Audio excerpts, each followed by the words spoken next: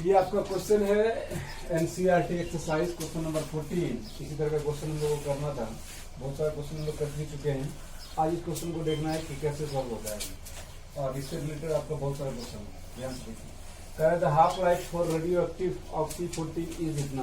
आपको पहले ही हमने बताया था कि जितने भी रेडियो एक्टिव एग्जाम्पल हैं वो सारे फर्स्ट ऑर्डर के होते हैं। इसका मतलब कि यहाँ पर जो इक्वेशन लगेगा वो फर्स्ट ऑर्डर का लगेगा। आपको इक्वेशन याद होना चाहिए।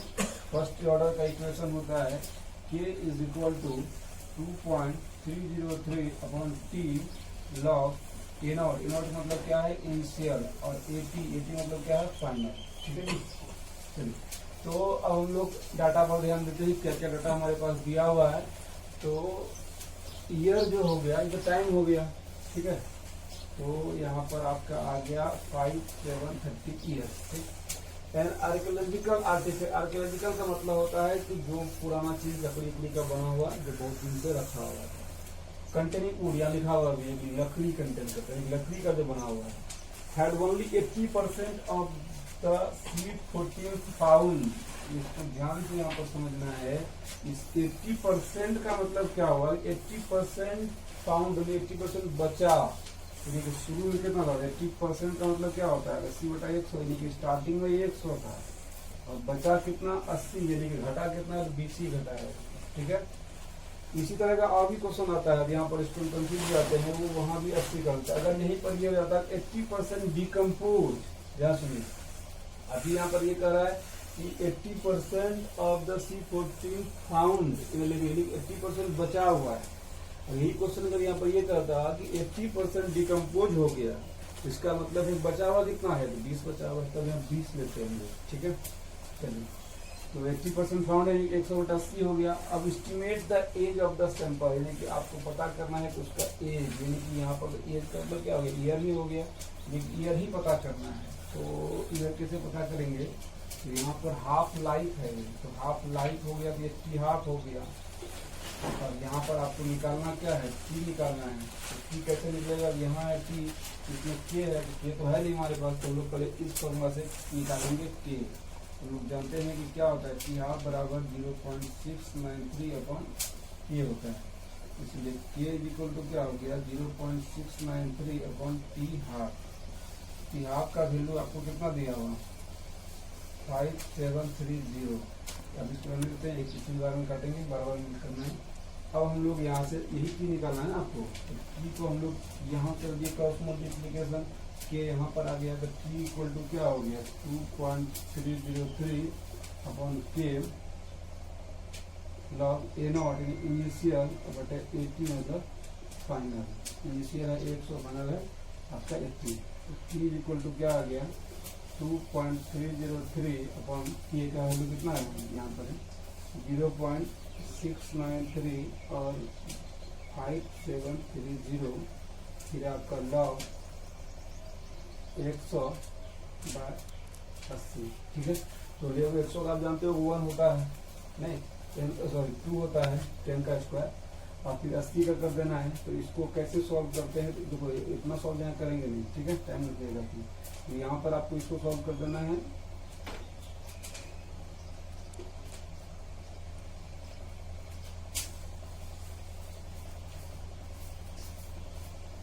इसको सॉल्व कर दीजिएगा और इसमें भी देख सकते हैं आप लॉग 10 का स्क्वायर, ये 2 इधर आ जाएगा और माइनस लॉग 80 जो भी आएगा वैल्यू करके आपको निकाल देना है। ठीक है। और यहाँ से जब हम लोग करके वैल्यू निकालते हैं तो यहाँ से हमारा वैल्यू आता है आपका 1845 ईयर। कितना है? 1845 ईयर। यहाँ से कैलकुलेट करके आएगा, कहीं कुछ नहीं करना है। आपको बताने के लिए गेट इधर आ जाएगा, वो हो जाएगा 80 का 80 में जाकर दिखेगा, 80 में जाएगा। 80 का वैल्यू लॉग टेबल में जाकर देखना है, मैनेज करके फिर इसको सॉल्व करना है। यहाँ से आपका आ जाएगा 1845 ईयर्स। ये आपका हो गया क्वेश्चन सॉल्व। ठीक है। अब हम लोग इसी तरह से नेक्स्ट क्वेश्चन को करते हैं, फिर आप देखिए कैसे बनता है क्वेश्चन। अब देखो भाई, क्वेश्चन नंबर 16 आपको किस तरह सॉल्व करना है। यहाँ भी सेम उसी तरह का होगा, क्योंकि हमने आपको पहले बता दिया है कि जहां पर आपका डिग्रेडेशन हो, जहां पर रेडियोलॉजिकल बात हो, रेडियो एक्टिव रिएक्शन वाला, वो सब फर्स्ट ऑर्डर के होते हैं। तो यहाँ भी आपका ऐसे तो यहाँ पर लिखा हुआ है the rate constant for a first order reaction. तो सबसे पहले क्वेश्चन को बनाने का मेथड जो आपको क्लास में बताया गया था वो यही होता है कि आप डाटा को लिखो, डाटा को लिखोगे क्वेश्चन अपने आप सॉल्व हो जाएगा और आपके दिमाग में आना शुरू हो जाएगा कि हमें कैसे वर्क करना है। ये आपका हो गया के का वैल्यू है ना, रेट कांस्टेंट लिखा हुआ है। How much time, that means कि आपको टी निकालना है और to reduce the initial concentration of the reactant to 1/16 value. 1/16 का मतलब समझ रहे, शुरू में 1 था और 16 गुना कम हुआ, यानी कि सर आपको ए नॉट की अगर हम बात करेंगे तो ये 1 है और ए की बात करेंगे तो ये 1/16 है, इतना गुना कम करना है। कितना टाइम लगेगा? आपके पास फॉर्मूला हो जाता है k = 2.303 t upon t log a0/at। तो ये तो k दिया हुआ ही है, तो t = आ गया अपॉन k log a0/at। अब सारे वैल्यू को आप यहाँ पर पुट कर दो, टाइम आपको निकालना ही है 2.3। k का वैल्यू कितना है 60 है और log a0 है कितना 1 और ये कितना है 1/16। ये ऊपर चले जाएगा t = 2.303/60 log, ये 4 का स्क्वायर हो जाएगा तो ये इधर आ जाएगा 2.303/60 2 log 4 हो गया। log 4 का वैल्यू 40 का जीरो में देखेंगे जाके, यहाँ पर 40 का जीरो में जाके देखेंगे कितना है और उसके अकॉर्डिंग आप जब पुट करोगे तो ये आपका आ जाएगा log 4 का वैल्यू। फिर 2 से मल्टीप्लाई कर दोगे, ठीक है। यहाँ पर जैसे हम लोग करते हैं 0.693 आता है, फिर उसको काट देते हैं हम लोग, तो डायरेक्टली आपका यहाँ लिख दे रहे हैं कितना आएगा, तो 4.62 × 10⁻⁻² सेकेंड। यहाँ जाएगा t = 4.62 × 10⁻⁻² सेकेंड। ये आएगी कैसे हुआ log 4 का वैल्यू आपको करना है। जो log 2 का होता है 0.301, जो log 3 का होता है, तो log 4 का है। log 4 कहाँ देखना है तो 40 का जीरो में देखना है, कहाँ देखना है 40 का जीरो में, जो भी वैल्यू आएगा 0 पॉइंट समथिंग कर देना है, ठीक है। मल्टीप्लाई करोगे फिर इसको, फिर यहाँ मल्टीप्लाई, फिर डिवाइड, आपका ये क्वेश्चन सॉल्व आंसर आंसर दिया हुआ है। अब हम लोग इस तरह के क्वेश्चन को सॉल्व अभी नहीं करेंगे, हम लोग थ्योरी में चलते हैं और इसके बाद आपका बहुत सारा क्वेश्चन है जो 17 नंबर 18 नंबर 19 नंबर जो है वो इसी तरह का कंसेप्ट है और जो कि आपका बन जाएगा आसानी से। इसको एक बार सॉल्व करिए, इसको अच्छे से बनाइए, फिर अच्छे से थ्योरी को रिवाइज करिए, आपका सारा क्वेश्चन बनेगा एनसीईआरटी का, बाहर का भी, बाहर के बुकों से भी। फिर हम लोग अब नया टॉपिक पर चलते हैं, थ्योरेटिकल टॉपिक पर, फिर उसको देखना है आपको किस तरह से हम लोग करते हैं। तो हम लोग नया टॉपिक को सीखने जा रहे हैं कि कैसे हम लोग प्रेशर के लिए सॉल्यूशन करते हैं। Practical analysis of first order reaction, calculation of partial pressure. Partial pressure कैसे होता है उसको देखो। जब इस तरह का सॉल्यूशन आपको दिया रहेगा, मान लो एक कोई गैसियस रिएक्शन है, वहां से B बना और प्लस C बना, ठीक है। इसका कुछ न कुछ इनिशियल प्रेशर होगा, क्योंकि टाइम 0 है तो आपको सिखाया जाता है कि रिएक्टेंट होता है और प्रोडक्ट 0 होता है, ठीक है। अब ये x से घटा और ये x से क्या होगा, फॉर्म करेगा, यानी कि ये x हो गया, ऐड करके x हो गया और ये हो गया P0 - x, ठीक है। इस तरह के क्वेश्चन में क्या होता है कि आपको टोटल प्रेशर दिया रहता है, तो यहाँ पे हम लोग टोटल प्रेशर निकाल भी सकते हैं। यहाँ से टोटल प्रेशर क्या निकालना, ये हो गया डिसोसिएटेड मोल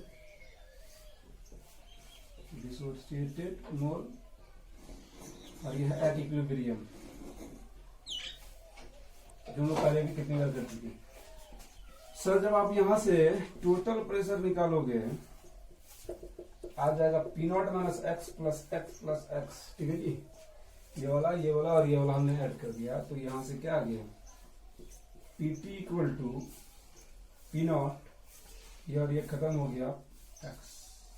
चलिए जब ये वाला हमारा आ गया तो हम लोग जो है, अगर हम लोग को यहाँ से P0 निकालना होगा तो PT - x कर सकते हैं, और x निकालना होगा तो हम लोग क्या कर सकते हैं PT - P0। x बराबर क्या आ जाएगा PT - P0, ठीक है। हम लोग इसलिए इसको कर रहे हैं क्योंकि मुझे इनिशियल मोल, ध्यान सुनिएगा, इनिशियल मोल अपन फाइनल मोल निकालना है। इनिशियल मोल अपन फाइनल मोल, क्योंकि डिफिनेशन वही होता है, अभी जो आप पढ़े थे फॉर्मूला उसमें ये लिखा हुआ था k = 2.303/t log initial upon final. और देखो इस चैप्टर में ना सबसे ज्यादा इम्पोर्टेंट आपका फर्स्ट ऑर्डर ही है, ठीक है। तो हम लोग यहाँ से जब किए x इक्वल टू क्या आ गया, तो P T minus P not यहाँ से है ना। अब इसी को फिर हम लोग यहाँ पर पुट कर देंगे, ठीक है। Put in P naught minus क्या आ जाएगा, पी नॉट यहाँ minus P T minus P not, ठीक है। तो P naught minus P T और माइनस हो जाएगा आपका पी नॉट, तो यहां से क्या आ जाएगा आपका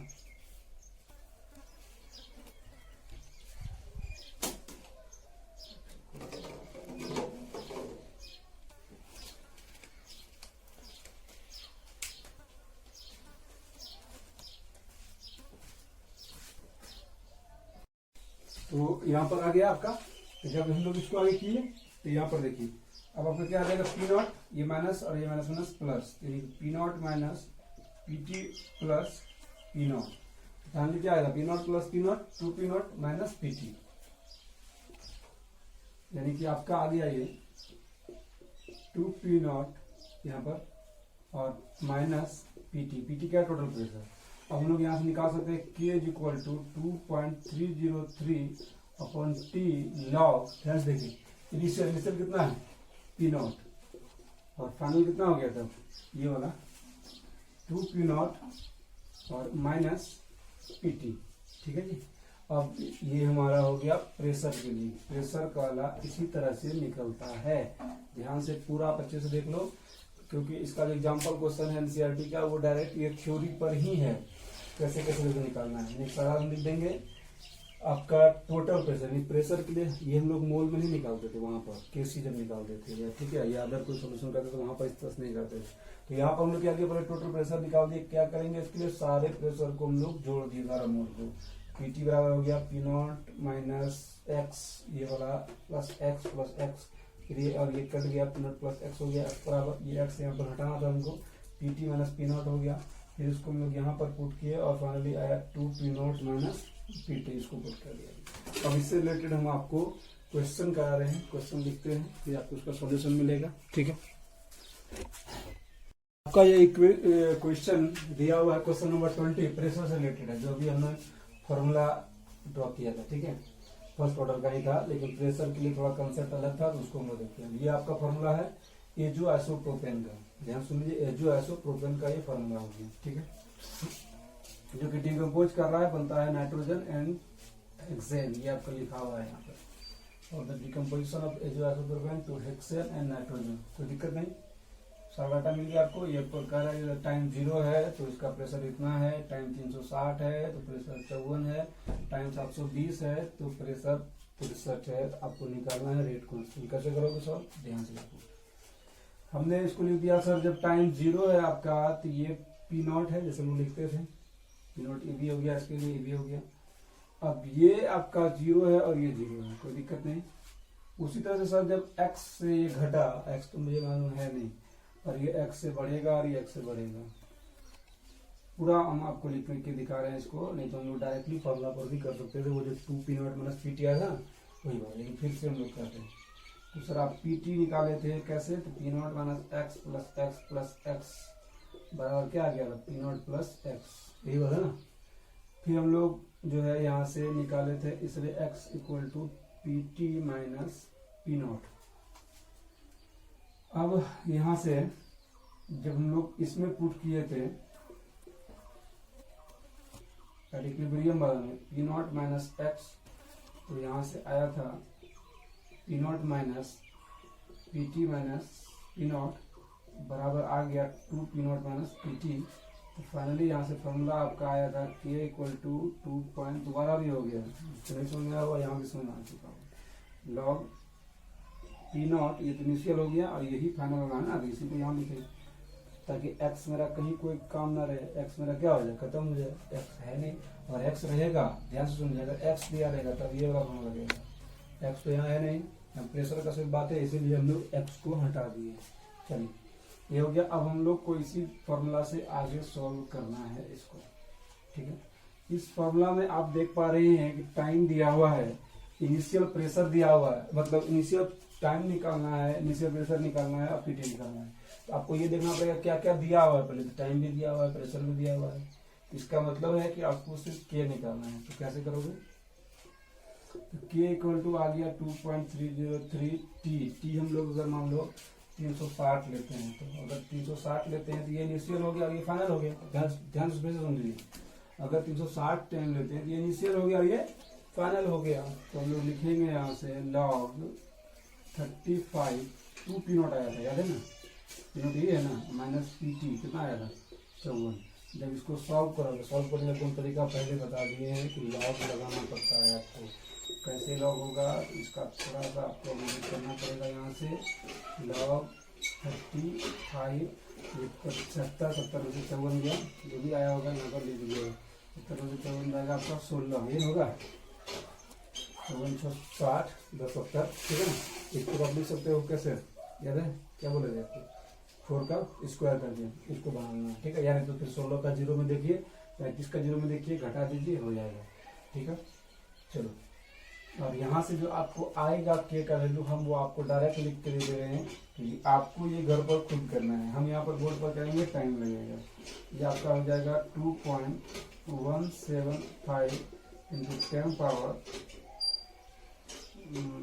3 पर सेकेंड, ठीक है, -3 कर सकते हैं। अब हम लोग इसी तरह से फिर आगे बढ़ते हैं सेकंड के लिए। जब टाइम मेरा 720 ले लेंगे तब क्या हो जाएगा, तो 2.303 बाय 720 इंटू लॉग। अब देखो, अब पी नोट कौन सा हो जाएगा, ये वाला हो जाएगा 54। तो 54 डिवाइडेड बाय 2 इंटू 54 -63, ठीक है। इसी को करना है। फिर इसको आप सॉल्व करोगे, कैसे सॉल्व करोगे बता दिए। आपको लॉग से घबराना नहीं है, लॉग हमेशा वैल्यू दिया रहता है, चाहे वो एग्जाम का क्वेश्चन हो, चाहे वो क्लासरूम का क्वेश्चन हो, या कहीं का भी हो, ठीक है ना। लॉग को याद करने का जरूरत नहीं है, सिर्फ जो बेसिक लॉग है वही याद करना पड़ता है।